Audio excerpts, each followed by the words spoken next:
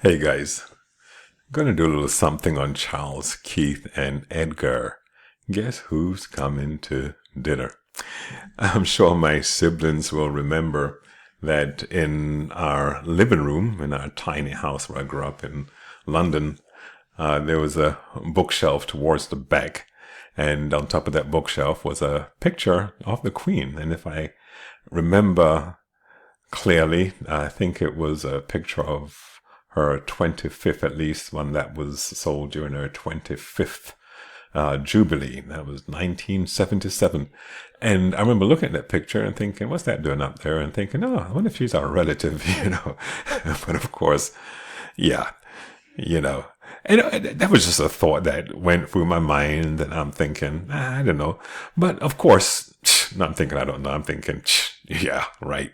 And of course, I'm not a royalist at all. To this day, I am not a royalist, you know. But you did think about, well, what if we were related to the Queen?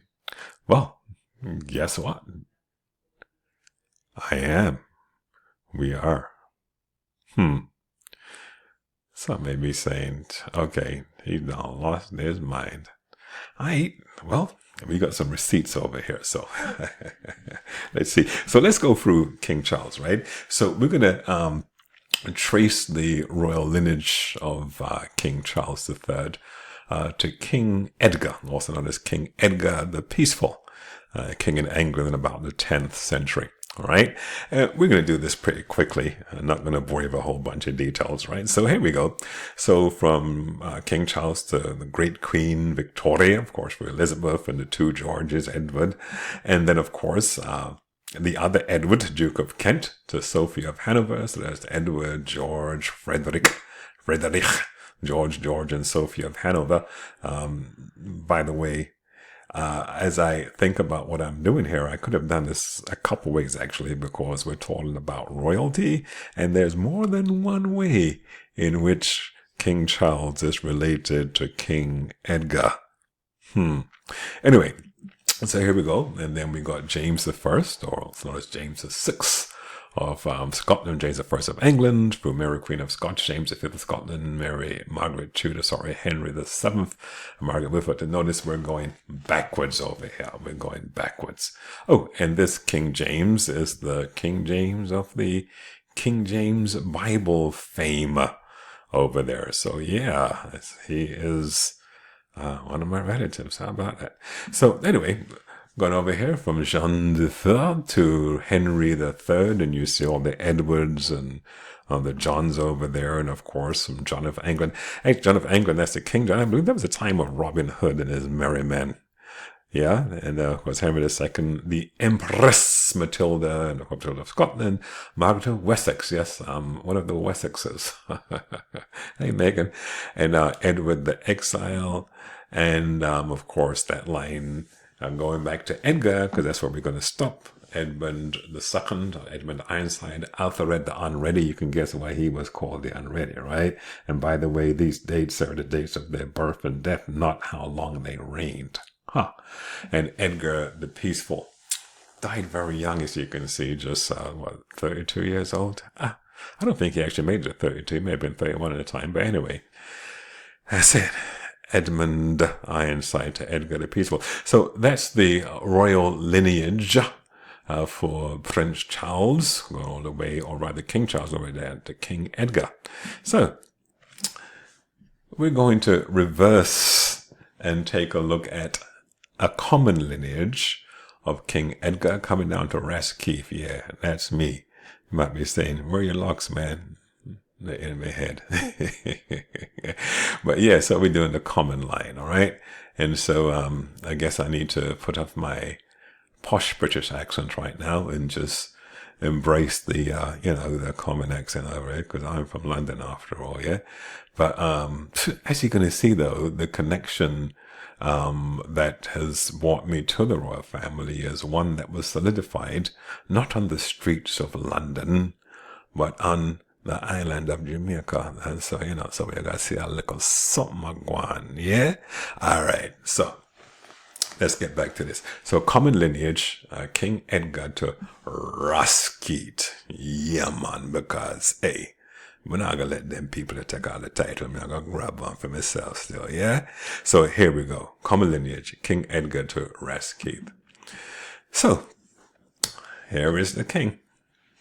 All right, by the way, my 32nd great-grandfather, I believe it is, and Aethelred the Unready, and of course Eldred the Second of Banderch, and then we got Siward, Earl of Northumbria, and Aethelred of Northumbria. Oh, by the way, I should mention their spouses, because that's my 32nd great-grandmother, Elfrith and Elithfu of York and Eidechni of Essex and Elfred of Northumbria. Yeah, I can't speak that old English stuff, but hey, that's what it was back then, yeah? And as you're going to see, I have these names here. Then when I get to the next slide over here, you're going to notice that the first name is the last name from the one before. So here we go. There's Cyril of Northumbria. And of course, what if the Earl of Northumbria and Simon de Senys and Maud of Huntington and Robert Fitzgerald de Clare and Maud de Senys. And you're going to see some names with French forms, and that was very common. There was a lot of movement, particularly among the royalty, throughout Europe. And so, moving on then, we've seen these two over here. So we're going to Sir Walter Fitzrobert, and he's the Lord of Demrem or something like that, and Matilda de Lucy, then Gilbert Pesch, Alice Fitzwalter. Sounds like a French and a German, Fitzwalter. And then Hammond de Pesch and Yves Peverel. They both sound like they could be of French heritage. And so here we go. What just happened over there? Let's do a double twist on me over there, yeah? Okay, and then we have Hammond de Pesch, Yves Peverel, which we've seen already, then Gilbert de Pesch and John de Hay and Norbert Tudenham. There's that name, and Yves de Tesch. And you'll notice something about the names. Sometimes you're going to see them with the they're made with different spelling, and that's just how it is. All right, and I'm seeing a name at the top of this page, which is really going to tie it in directly to family. So Robert Tudor, Yves Pesch, and Robert Ditterman, Catherine de Patichil. So we go now to the 14th century. So we've gone from the 10th to the 14th century. All right, and I'm not sure why it's doing this twice, and this is the second time I'm actually recording, because it happened before and I was like, what went on? And I tested it and it wasn't doing it. So anyway, c'est la vie, oui. Oh, did I just speak French? Wow. So anyway, so Robert did say das Liebe. That's German. Showing off here. So Robert de Tudenham, Catherine de Patichil, then Sir Jean de Tudenham and Margaret Wayland. But yeah, that's where it gets interesting, because this is now part of the lineage that's going to end up in Jamaica when the Tudenhams, and the Waylands, which is of course going back to the royal line, now ties into the Gross line. You see here Hugo Le Gros from Arthur Le Gros, and the Gross line actually goes back to France. The Grosses trace them back to about 10th century in France, in Burgundy. So they were some of the noble folks there that settled the land and probably hurt a lot of people, because that's what the people did, yeah.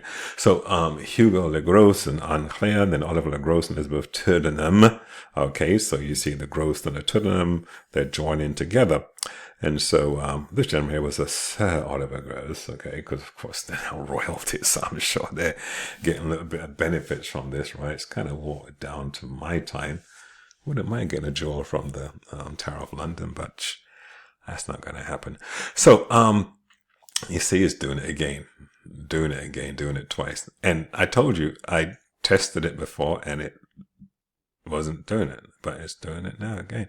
But that's all right. I'm not going to redo this. So here we go. So we're just talking about Sir Oliver Le Gros.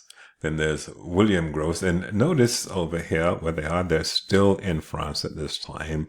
In the France, Marion Helen de Udeche. Seemed like she crossed the border from Switzerland or something. And then, of course, William Gros and Marie de Gesbrechard. But of course, he is still in France until John Gros. And so Guillaume, for whatever reason, probably, did end up in England, right? And so he ends up in England. Here we have John Gross, and he marries a Brit, Margaret Cecile Hudson. Very, very British. And so from that union, we have Thomas Gross, who married Joan Lanman, and Robert Gross, who married Mary Elizabeth Spall. See, we're in the 16th century. And Nicholas Gross, he just married Jane. No last name for her, so we'll just call her plain Jane, yeah? Oh, yeah, no, that's lame. But anyway, so Nicholas Gross, Jane, then we have George Gross, Agnes, no last name there too, but notice that this is in Luxullian in Cornwall in England, okay, and they actually end up settling in Cornwall, and Luxullian is probably around the place where they understand the place called Bodmin. We're going to see that later, Bodmin and Lanivet.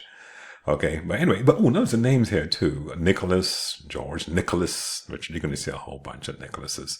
And they got a lot of Richards too, right? So there goes Nicholas again. And there's a Joseph, all right? And Joseph is also coming in, but you're going to see a lot of Nicholases. And as you can see now, they're in Lanivet. And so getting closer to this time in the 18th century now. Nicholas Gross, Jane Kane, Joseph Gross, Thomas Dean Thomas, Nicholas Gross, Judith Cole, and moving forth now, we've already seen that. And then, okay, so this is where it gets interesting. So Nicholas Gross, Judith Cole. By the time we get to Nicholas Gross and Sarah James, Nicholas Gross and Sarah James. This is actually happening now in Jamaica, the island of Jamaica. So Nicholas Gross was a part of the military. He and his brother settled in Jamaica, and he actually had a plantation in the parish of Clarendon. And my great-great-great-grandmother, my fourth grandmother, Sarah James, you see her name over here, she was enslaved on the Thetford plantation in the parish of St. John, which is now part of St. Catherine. If you know anything about Jamaica and St. Catherine, coming out of a Spanish town, you're going to end up the St. John's Road. The St. John's Road used to lead to the parish of St. John, Guanabal Vale in those areas, right?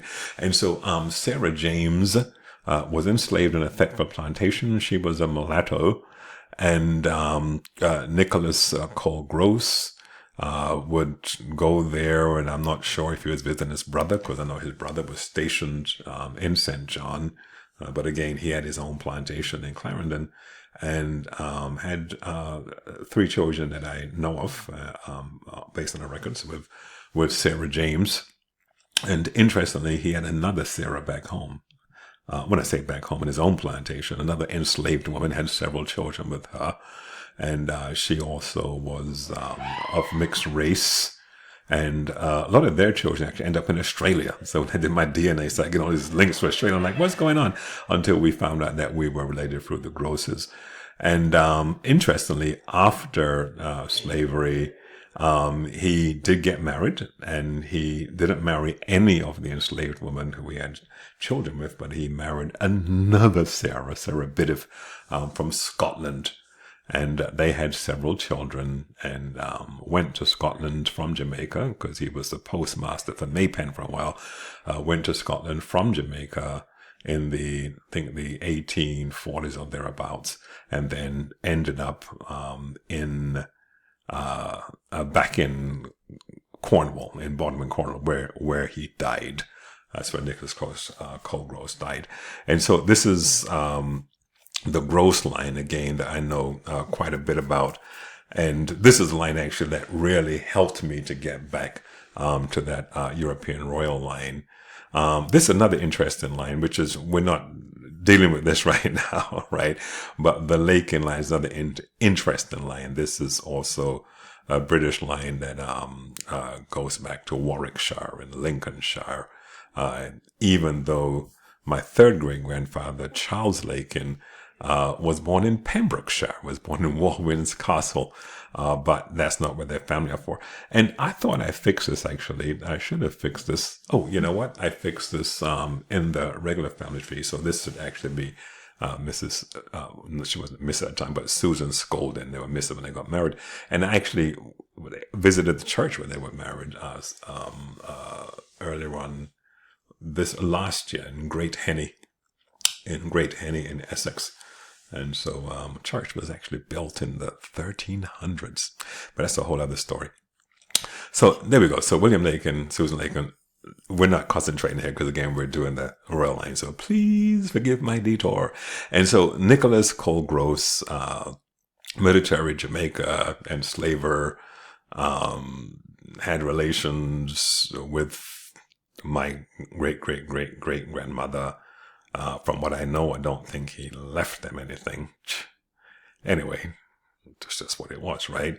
Okay. And he obviously did have some means as I researched the Gross family, but, hey. So from there, Nicholas Cole Gross and Sarah James gave birth to Charlotte Gross. And should have closest in, so we'll just concentrate on Charlotte Gross. And this name becomes very, very important. Is the genealogical research is just something else. And I'm going to do another one on how knowing this name Charlotte Gross opened up a whole lot of things for me. And just by finding a name on my great aunt's birth certificate, allowing me to trace certain things back. But again, that's a whole other thing. Don't want to get too sidetracked or more sidetracked than I am now, right? So Charles Lakin, Charlotte Gross, Eleanor Lakin, or, so Eleanor Lakin over here. And, what am I doing here? Yeah. So Eleanor Lakin. Yeah, that's right. We're tracing my royal line, right? And so through Eleanor Lakin, to Anne Elizabeth Brown Williams, which is my mother's grandmother, my great-grandmother. And as you're probably imagining, this is sort of the European line of the family for the most part. Anne Elizabeth Brown Williams would have been considered an octoroon, I guess. I know who came up with these terms, but anyway, so Anne Elizabeth Brown Williams, and there's a whole story behind Anne Elizabeth Brown Williams, and sometimes she's Anne Brown, sometimes she's Anne Williams, sometimes she's Elizabeth Brown on the records, and so you really, really have to know, and it's just fascinating to see how things went there, because of course, I should say of course, but she was illiterate, and I'm not sure who were the ones who registered the babies when she had him, etc. But we have about 4 or 5 different combinations of her names, her various aliases, right? I'm not sure if the debt collectors were after, I don't know. Anyway, so from her relationship with Joseph Morgan, my grandfather, Zedekiah Morgan, they call him Uncle Trudy, and from him, my mother, Cynthia Yvonne Morgan. That is my late mother. And so that's basically, and then here comes me, right? So again, Granddaddy, who I never knew. He actually died in 1952, years before I was born. And Mommy, and there is Keith. So, I told you, Charles, Keith, and Edgar, guess who's coming to dinner? King, I'm looking for an invitation to that next royal banquet. Forgive me though if I don't know what knife and fork to use in order and how to place my napkin and the whole nine. I don't, I may just eat Nigerian style, yeah? Because that is, after all, the majority of my genes. Peace.